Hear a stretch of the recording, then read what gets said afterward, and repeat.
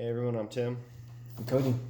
And today we're continuing our devotional series in the Book of Mysteries by Jonathan Cahn. Today is day 11, The Face in the Waters. We walked for some time until we came to a pool of water hidden at the foot of one of the desert mountains. We sat down by its edge. "Smile," said the teacher. So I did. "No," he said. "Smile into the waters. Lean over the waters and smile." So I did. "Now make a face of anger." So I did. "Now open your hand and stretch it over the waters as if giving a gift."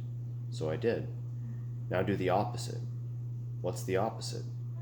"Stretch your hand to the waters, close it, and withdraw it, as if taking something away." "I'm not seeing the point of this." "Oh, but there is a point," he said. "And the point is critical for you to learn. When you smiled at the waters, there was a man smiling back at you. My reflection? And when you glared at it, the face of an angry man glared back at you. And when you stretched your hand out to the waters to give to it, the hand in the waters stretched back to give to you.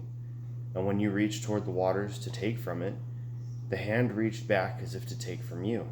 This is the law of reflection. As you do, so it will be done to you. If you bless others, you will be blessed. If you withhold blessing, your blessings will be withheld. If you live by taking, it will in the end be taken from you. If you live a life of giving, it will in the end be given to you. Condemn others and you will be condemned. Forgive others and you will be forgiven. Live with a closed hand and his hand will be closed to you. Live with an open hand and his hand will be opened to you. What you give will be given back. What you take will be taken back. Therefore, live a life of love, of giving, of blessing, of compassion, of an open hand and heart. Whatever you do, remember what you saw here. Live your life in view of the face in the waters.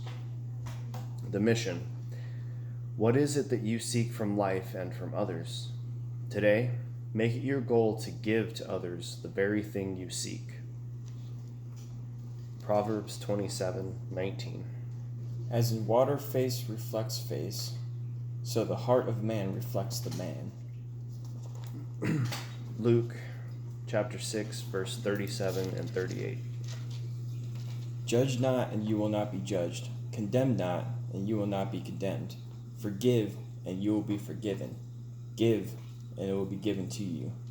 Good measure, pressed down, shaken together, running over, will be put into your lap. For with the measure you use it will be measured back to you. Okay. Galatians chapter 6, verse 7 through 10. Do not be deceived. God is not mocked. For whatever one sows, that will he also reap. For the one who sows to his own flesh will from the flesh reap corruption, but the one who sows to the Spirit will from the Spirit reap eternal life.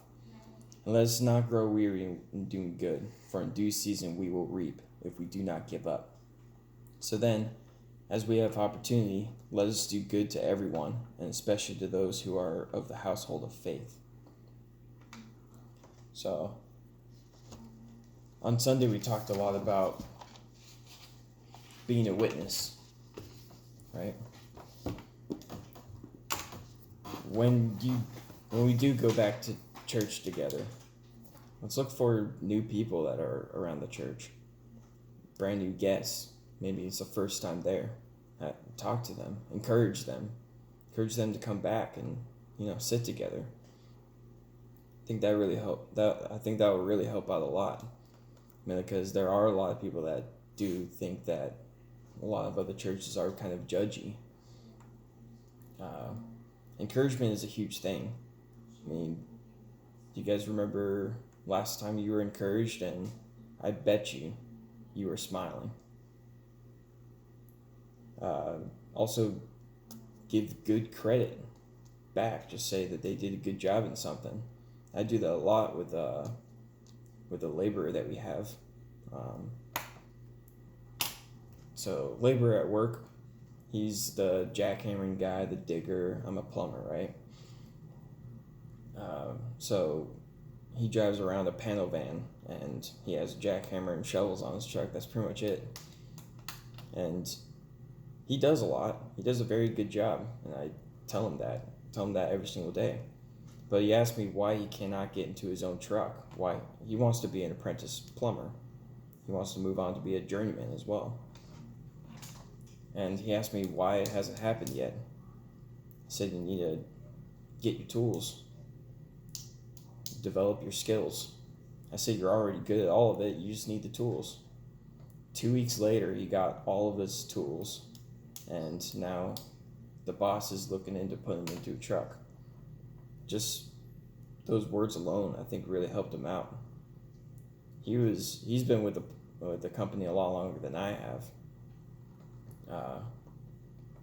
So yeah, he's about to get his own truck. It's just those words of encouragement, those compliments towards him. In Matthew 22, verses 35 through 40.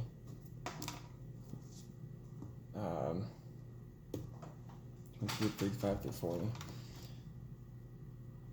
says, and one of them, a lawyer, asked him a question to test him. He asked Jesus to test him.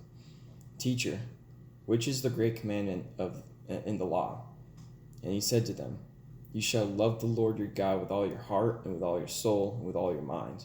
This is the great and first commandment. And the second is like it. You shall love your neighbor as yourself. On these two commandments depend all the law and the prophets. You shall love your neighbor as yourself. That is the second greatest commandment. That's one that we kind of overlook a lot. Next time you need to... My truck is out front in my house. Out front from my house. It's huge. The HOA doesn't seem to like it. I can't stand HOA. But I'm glad I didn't have their number to call them after the second time of sending a fine over to my landlord. I'm glad I didn't have their phone number, because I would have called them and gave them some garbage. If you ever need to talk to someone immediately after something happened, wait 5 minutes. You'll cool down and you'll talk to them with a leveled head. Come to them as an adult. Because I'm sure that if you wrong someone and you don't even know about it, I'm sure you don't want someone just yelling at you, just drilling into you like a jackhammer.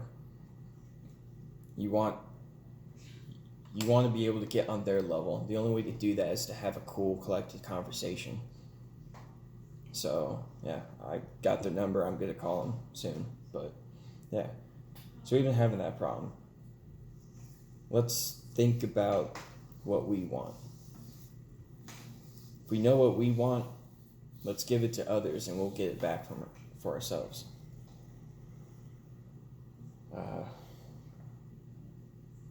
When you give to others, like give compliments, give encouragement, you end up having joy. You're happy, right? Now, joy and happiness are not exactly the same thing, but joy brings happiness. That's the difference. You give to others, it's a lot like a pitcher. You keep pouring water into other people's cups, you end up empty. But at the end of it, you end up getting it filled again, because God will give back to you exactly what you give back to others. So do good, and God will encourage you to do good and keep filling you up. What are your thoughts? Doing good. Do good. You're doing good. Encourage and lift up one another. If you're struggling with something, go to somebody that you trust. Seek them out, talk to them. If you know somebody's struggling with something and they won't talk, just give them a smile. Say hi. Just talk to them, love on them. Even people out and about, people you don't know, you see a bad look on their face, they look down, they look angry, they look upset, or life is just throwing them a curveball. Smile, say hi.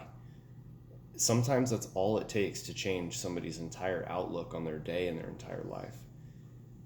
You don't even necessarily have to engage in a full conversation. Just smile and say hi. You see that clerk at the checkout counter at the grocery store or Walmart who's right now probably still not sure about everything because it's kind of a scary situation being out in public, and it has been for a couple months. Just smile. Say hi. Ask them how they're doing. Encourage them. We all need that right now, especially now with everything that's been going on. We all need to love on each other, encourage each other, help each other get through all of these difficult times, these personal struggles. Because right now there's a mental battle that's happening everywhere. We're locked in homes at times. Yeah, we're slowly starting to reopen, but we're even unsure about that. We're hesitant on what's going to happen. Is this the end of it? Is it not the end of it? We don't know. A lot of us are going through so much we never thought we would have to. And just that little tiny bit of hope that we can sow into each other's lives is going to go a long way. It's going to go a lot further than the problems. And then people will turn back and remember, hey, yesterday I was having a pretty bad day, but that person, they smiled and they said hi. They acknowledged that I exist. And they showed that human kindness. That's all it is. It's compassion paid forward. Yeah. Also, a lot of us have, I don't know what you would call it, resting jerk faces, I guess. Like me, this is my resting face. Do I look happy at all? Gotta learn to smile.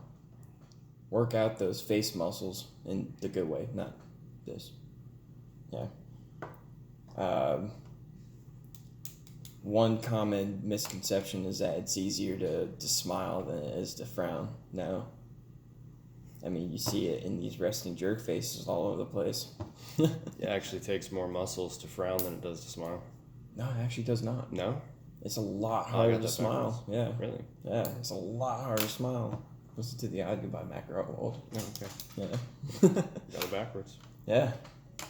Yep. Everyone gets it backwards. It is a lot harder to smile. But you